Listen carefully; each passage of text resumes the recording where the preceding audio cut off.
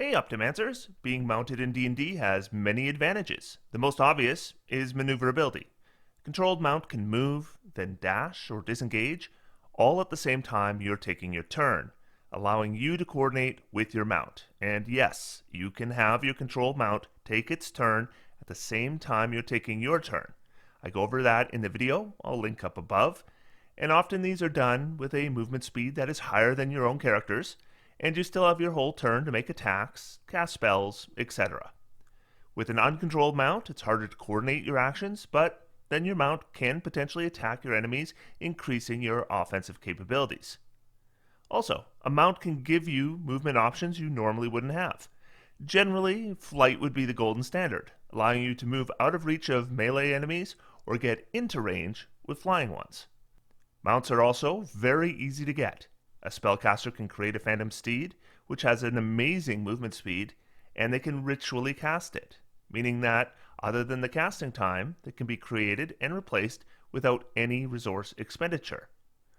Of course, any character can just buy a horse, or a pony, or whatever mounts are available at the local stables. Riding a horse costs 75 gold. If you want the more beefy war horse, that costs you a hefty 400 gold. Paladins have class-exclusive spells. The second level Find Steed spell and the fourth level Find Greater Steed spell that provide mounts without the gold cost, and in the case of Find Greater Steed, mounts you wouldn't normally expect to be available for purchase, with no duration, so one cast and the steed is available until it dies or you dismiss it. Now other classes can also potentially get mounts through class or subclass features. I recently showed how a creation bard can use their dancing item as a mount. Video linked up above. Beastmaster Rangers can potentially use their beast as a mount as well, though that pretty much limits you to small-sized race since your beast companion can't be bigger than medium-sized.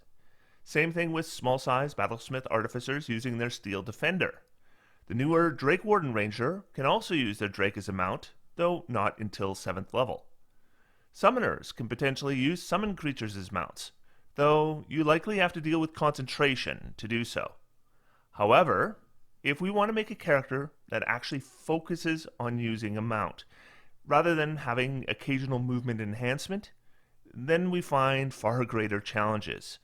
And why is that? Well, the first issue is there's really not a lot of ways to focus on mount use. There are precious few subclass features that really enhance the use of mounts. The Fighter Cavalier, a subclass that in theory, and I quote, excels at mounted combat. That's right in the subclass description. It has a single feature that actually enhances mounted combat. Born to the Saddle is basically a ribbon feature, providing advantage on a saving throw you'll seldom have to make, and it isn't a hard save in the first place. And a quicker dismount, which isn't something you would normally expect to do in combat.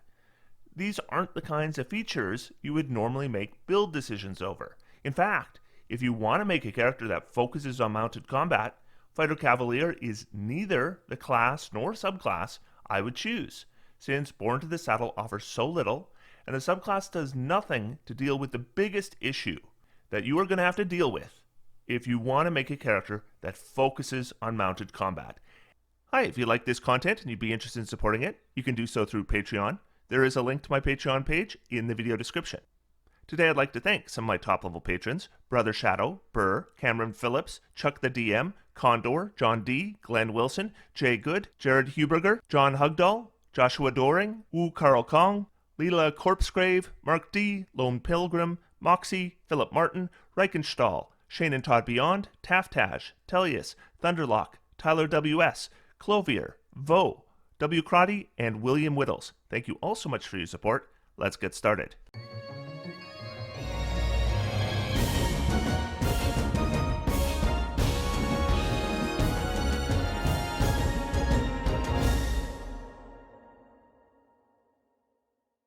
And that issue is the survivability of the mount. The more relevant the mount is to your effectiveness in combat, the more likely your mount is to be a target of enemy attacks. And although a 19 hit point warhorse might sound pretty resilient when you're at low level, at high level that is a single enemy attack, or even worse, a single damaging area of effect like a dragon's breath or a fireball. Now, you can get the mounted combatant feat, and that will provide some defense to your mount, allowing targeted attacks to target you instead of your mount. And if your mount is subjected to an effect that allows it to take half damage on a successful dexterity saving throw, then they take half damage if they fail the saving throw, and no damage if they succeed. But if you have the standard warhorse, we just shouldn't expect this feat to keep them alive. Here's the warhorse. 19 hit points, plus 1 dexterity modifier. So, let's say you get hit with even a young red dragon's breath weapon. That's 56 average damage on a failed saving throw. So even with half damage, that's 28 damage. More than enough to kill the horse in one blow. And in order to succeed on that saving throw, the horse is going to need a 16 or higher on the dexterity save. So chances are, one breath weapon from the challenge 10 creature, which you might not be facing at too high a level, and your horse is almost certainly doomed. And the thing is you play these kinds of characters, and it doesn't matter what level you achieve, because the horse is never scaling. And then there's the effects that don't have a dexterity saving throw. So make it a white dragon or a green dragon. And then the horse's saving throw doesn't even matter anymore. It's still likely going to die in a single breath. And the dragon is likely doing that on round 1. Then suddenly the character you built around mounted combat, even expending a feat for it, suddenly doesn't have the mounted combat. Even a green dragon wormling, that's challenge rating 2. You could fight this at first level. Has almost a 50-50 chance of dropping your warhorse with a single breath weapon. And then there's spells that aren't targeted attacks. To qualify as a technical attack in D&D, you need to have an attack roll. So Mounted Combatant provides no defense to your mount against a magic missile, or a poison spray cantrip, or a thunder wave, or any other of many damaging spells that don't involve either an attack roll or a dexterity saving throw. So if you're going to make a character that focuses on mounted combat, then you need a way to make your mount more survivable than just the feat. Really, making a cavalier that focuses on mounted combat isn't really tenable, since there is no way to do that. This means a lot of characters who use mounts aren't really going to focus on mounted combat, since they can't really count on keeping the mount alive. So they need to have a character that is still going to function well when they're not mounted. But what if we did want to focus on mounted combat? What if we are looking at things like the knight in shining armor, astride their warhorse, with the lance? What would that look like? How would we make that effective through the lens of optimization? Well, first, then we probably do want to invest in the feat. And in that case, let's take a closer look at Mounted Combatant. So with this feat, you get 3 features while you're mounted and not incapacitated. 2 of them I already went through. Attacks that target your mount, you can instead have target you. And effects that provide a dexterity saving throw to take half damage, well, your mount will take half damage on a failed saving throw or no damage on a successful one. This is like evasion that rogues and monks get at 7th level, but it is for your mount instead. Now, being able to have attacks that target your mount, target you instead, means that when it comes to armor class, you don't really have to worry about your mount. There's lots of ways we might improve our mount's armor class, and if we don't have this feat, we then definitely need to explore them. But assuming we have the feat, it's only the rider's armor class that really matters, unless we choose to have the attack that targeted the mount continue to attack the mount. And we might do that in certain circumstances. Let's say we are close to going down, then maybe it's beneficial for them to hit the mount instead. There's certain spell effects we might have on the mount that makes it preferable for them to hit the mount instead. But for the most part, you don't have to worry too much about armor class of your mount if you have the Mounted Combatant feat. Finally, we get 1 offensive feature. We get advantage on melee attack rolls against any unmounted creature that is smaller than our mount. Now, advantage on attacks can be a big deal. It can dramatically increase not only your chance to hit with your attacks, but also your chance of scoring a critical hit. And this ends up being one of the challenges of a build using this feat. Suddenly those small size Beastmaster Rangers and Battlesmith Artificers need small size enemies in order to get advantage at all. And even a medium sized mounted character with a warhorse is needing medium or smaller opponents. And we just should expect that in many combats there will be no applicable opponents in that size range. What I wouldn't worry about is all kinds of opponents that are mounted. I find that those tend to be rare. The other option for specializing in mounted combat is the lance. So here's the lance. It's a martial weapon, 10 gold piece cost, and it does a d12 piercing damage with reach and a special property. That special property states that you have disadvantage to attack a target within 5 feet of you, and if you're using a lance when you aren't mounted, it requires 2 hands to use. Now, assuming you are attacking enemy 10 feet away and you're mounted, then the lance provides the highest base damage for any one-handed weapon available to player characters. It's also the only one-handed weapon with the reach property. But there are some disadvantages to the lance as well. Obviously, the first and most obvious is you have the limitations with the special property. But in addition to that, it's not a heavy weapon, so Great Weapon Master doesn't do much for us. It's also not one of the weapons that benefits from Polearm Master.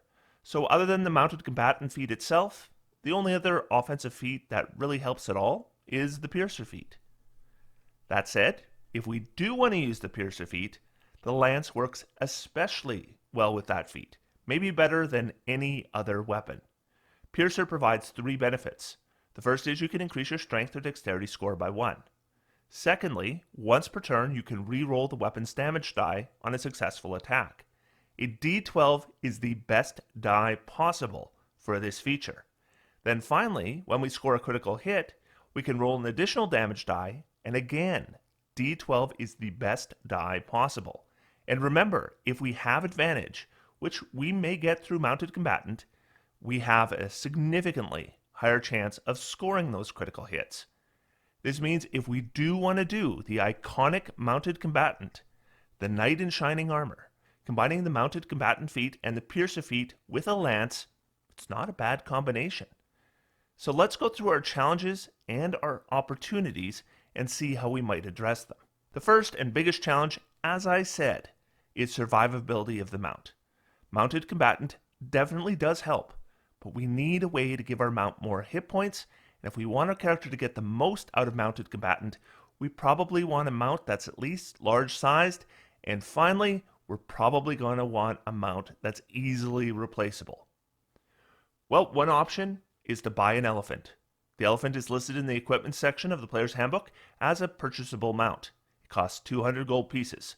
76 hit points is way more than a warhorse. And it's huge sized, meaning that you get advantage on attacks against up to large sized enemies. On the whiteboard, this is going to look like the obvious option. But there are some practical issues that I think you'll likely find in gameplay. First is that although the elephant is listed in the player's handbook, its availability is likely going to be limited by your setting. Even in a setting where elephants are available, I would expect they're probably not available just anywhere. So when your elephant does die, and even when we protect our mounts, they're still going to be dropped sometimes, it is likely going to be harder to replace. The second issue is the huge size is going to be an advantage to you in some settings, like if you're in a wide open plain. But here is the elephant in the room. I mean, here's the elephant in the room. How did your elephant get through the 5-foot doorway to get in here in the first place? Never mind navigating 5-foot hallways. Also, what if you need to climb a rope, or descend a ladder, or even navigate a stairway? These aren't really things we could expect an elephant to be able to navigate. In a game like Dungeons & Dragons, I would simply expect that many encounters, maybe even most encounters, you're just going to be forced to leave your elephant outside. At least the warhorse can squeeze through most doors. But speaking of climbing ropes and stairs and ladders, this isn't something that a warhorse is likely to be able to do either.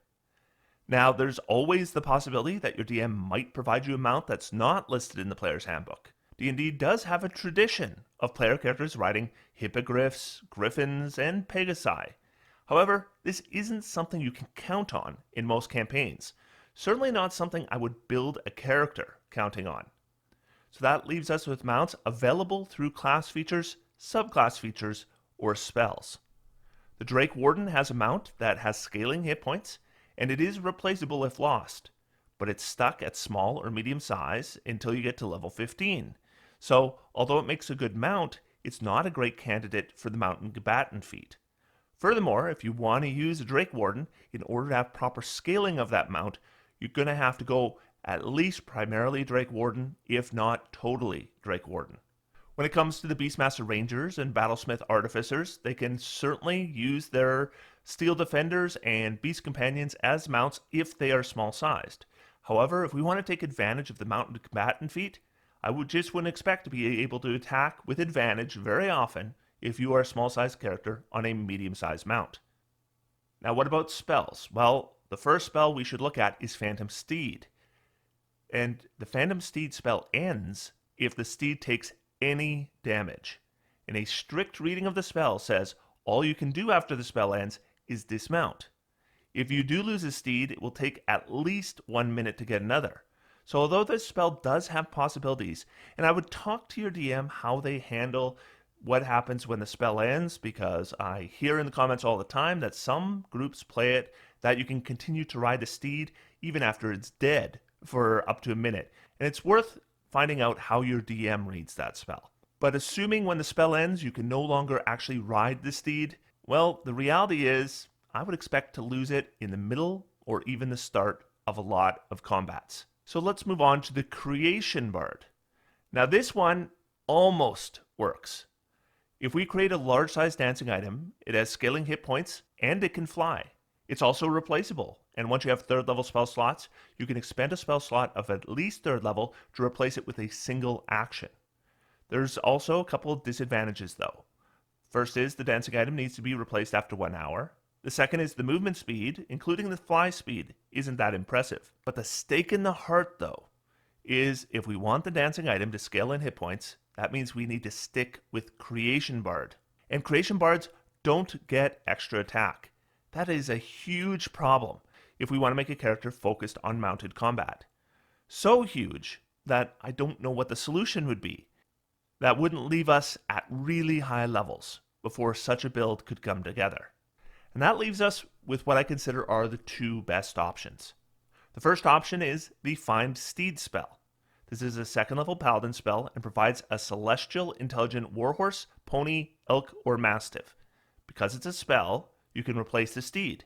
So let's say you do have to ascend a ladder. You can dismiss the steed and potentially recast a spell after ascending the ladder, regaining your steed on the other side. The other main draw of Find Steed is the Share Spells feature. This, first of all, allows the mount to increase survivability. Spells like Armor of Agathis, Absorb Elements, False Life, Death Ward, Healing Word, Cure Wounds, Heal, Heroism, Sanctuary, Greater Invisibility, and many more can make it far more difficult to kill your mount, even when facing area of effects. The second is it helps with maneuverability, including necessary escapes like Misty Step, a fly spell, or kinetic jaunt. All these would be shared with your mount. Finally, an Enlarge Reduce spell would also be shared with your mount, allowing you to increase or decrease your own size along with your mount size. And depending on your situation, this could give you a much needed offensive boost.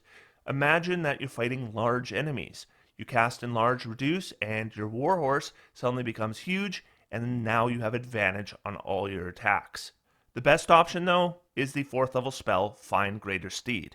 Again, exclusively a paladin spell, but Find Greater Steed basically gives you everything that Find Steed provides, with a much more capable mount. We can summon a griffin, Pegasus, Periton, Direwolf, Rhinoceros, or Saber-toothed Tiger. Let's just consider the griffin. 59 base hit points, a good fly speed, and presumably with a lion body it should be able to navigate things like stairs with much more agility than a horse would be able to. We also get the same goodies with sharing spells that we got with Find Steed.